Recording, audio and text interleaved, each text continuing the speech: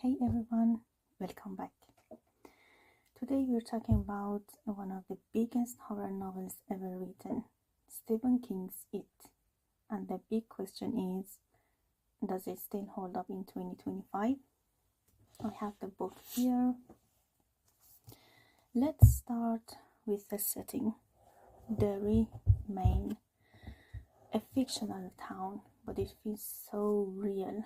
From the very beginning, King makes it clear that something's wrong here. There's a kind of boiling horror under the surface, and that's even scarier that the adults don't see it, or maybe they don't want to. That leaves the kids to face the horror head on. And then comes that iconic opening chapter. Little Georgie, a paper boat, a storm drain, and Pennywise. Even if you haven't read the book, you know the scene. It's one of the most chilling instructions to a villain in horror literature. But what I love is how King captures the feeling of childhood fear.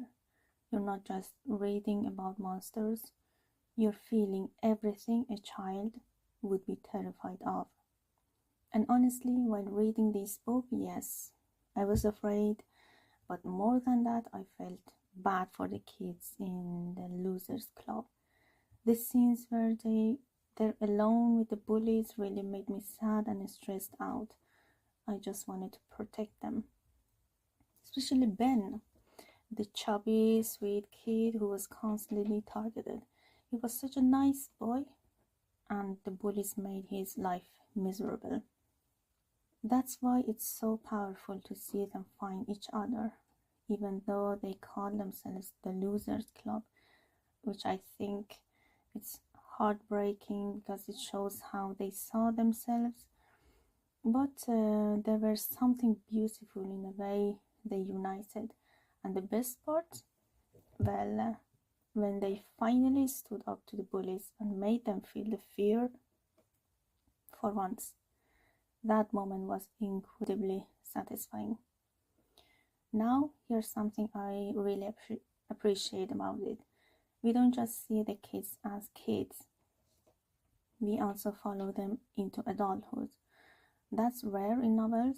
Usually you only get one or two characters where you see their future. Here King lets us see how childhood trauma lingers into adulthood, and that makes the story even more powerful. Surprisingly for me, Pennywise wasn't the scariest part because his terror is built around children's fear. Honestly, I didn't connect with it in the same way. I mean, it was terrifying, but not very terrifying for me.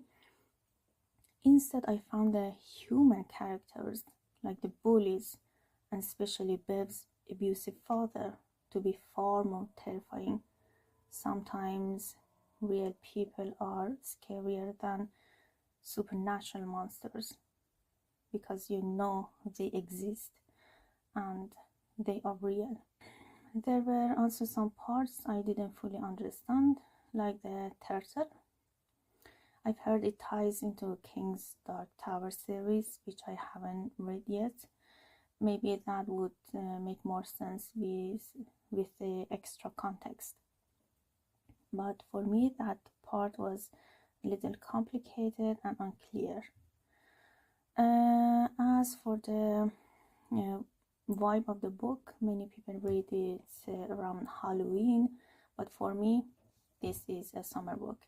Most of the story happens during warm, gloomy summer days, and I actually read it during summer, which really added to the atmosphere. Now, I do have to mention the one part I really disliked. It might contain a spoiler, so if you really want to know nothing about the book, you can skip 1 or 2 minutes. The controversial chapter with sexual content among the kids. To me, it felt unnecessary and unrealistic. I don't think an 11, 12-year-old girl would think or act that way. And honestly, it took me out of the story. And I really, really didn't like it. But beside from that, it was a fascinating page-turning read. I definitely plan to revisit it in the future because it's one of those books that stays with you. So is Stephen King's It worth reading in 2025? Absolutely. But go in knowing it's not just about the scary clown. It's about childhood, memory, trauma, and the monsters that live both inside and outside of us. Okay, thanks for watching. If you read it, let me know in the comments what scared you more, Pennywise or the humans of Derry.